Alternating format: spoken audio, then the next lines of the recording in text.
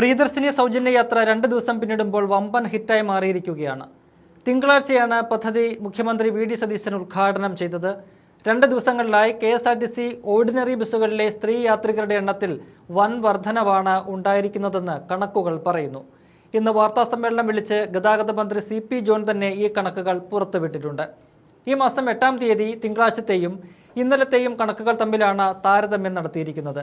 8-ാം തീയതി ഓർഡിനറി ബസ്സുകളിലെ യാത്രികരുടെ ആകെ എണ്ണം 14.4 ലക്ഷമായിരുന്നു. ഇതിൽ 7.25 ലക്ഷം സ്ത്രീകൾ. ചൊവ്വാഴ്ചയായി ഇന്നലെ, അതായത് പ്രിയദർശിനി പദ്ധതി നടപ്പാക്കിയ ശേഷമുള്ള ദിവസം, ഓർഡിനറി ബസ്സുകളിലെ ആകെ യാത്രക്കാർ 12.56 ലക്ഷം. സ്ത്രീ യാത്രക്കാരുടെ എണ്ണം 11.84 ലക്ഷം. അതായത് സ്ത്രീ യാത്രക്കാരുടെ എണ്ണത്തിൽ 4.5 ലക്ഷത്തിന്റെ അധിക വർധനവ്. സ്ത്രീകൾ പദ്ധതിയെ ഇരുകൈയും നീട്ടി സ്വീകരിച്ചതിന്റെ തെളിവാണിതെന്ന് മന്ത്രി പറയുന്നു. ജൂൺ 15 രാവിലെ 9 മണിക്ക് ശേഷമാണ് പദ്ധതി നടപ്പാക്കിയത് എന്നതിനാൽ അന്നത്തെ കണക്ക് വിലയിരുത്തലിന് എടുത്തിട്ടില്ല. ഇന്നലെ ഒറ്റ ദിവസത്തെ സീറോ ടിക്കറ്റ് ഇനത്തിലെ KSRTCയുടെ നഷ്ടം 2.46 കോടി രൂപ.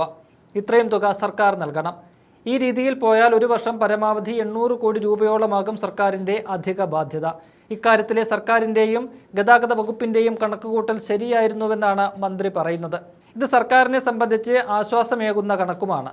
പ്രിയദർശിനി ബസ്സുകളിൽ സ്ത്രീകൾക്ക് കാശ് കൊടുത്ത് യാത്ര ചെയ്യാൻ നിലവിൽ സാധിക്കില്ലെന്ന് മന്ത്രി വ്യക്തമാക്കിയിട്ടുണ്ട്. അതിനുള്ള സംവിധാനമില്ല. ചിലരിൽ നിന്ന് വാങ്ങുകയും ചിലരിൽ നിന്ന് വാങ്ങാതിരിക്കുകയും ചെയ്യുന്നത് ശരിയല്ല. കാശ് കൊടുത്തേ യാത്ര ചെയ്യൂ എന്ന് നിർബന്ധമുള്ള സ്ത്രീകളോട് മന്ത്രിക്കുള്ള ഉപദേശം അവർ പ്രിയദർശിനി ബസ്സിൽ കയറേണ്ട എന്നാണ്. അവർക്ക് മറ്റു ബസ്സുകളെ ആശ്രയിക്കാമെന്ന് ചുരുക്കം. താൻ പാവപ്പെട്ട കുടുംബത്തിലെയാണെന്ന് പറഞ്ഞ് ഒരു സ്ത്രീയെ കൊണ്ട് ടിക്കറ്റ് എടുപ്പിക്കുന്നത് ശരിയല്ല. അത് അവരുടെ ആത്മാഭിമാനത്തെ ബാധിക്കുന്ന കാര്യമാണ്. അതിനാലാണ് സൗജന്യ യാത്രയ്ക്ക് പണക്കാരെന്നോ പാവപ്പെട്ടവരെന്നോ ഉള്ള വേർതിരിവ് നൽകാത്തതെന്നാണ് മന്ത്രിയുടെ ഇക്കാര്യത്തിലെ മറുപടി. തിരുവനന്തപുരത്ത് ഓർഡിനറി ബസ്സുകളെല്ലാം സിറ്റി ഫാസ്റ്റുകളാക്കി മാറ്റിയെന്ന ആരോപണവും മന്ത്രി തള്ളുകയാണ്.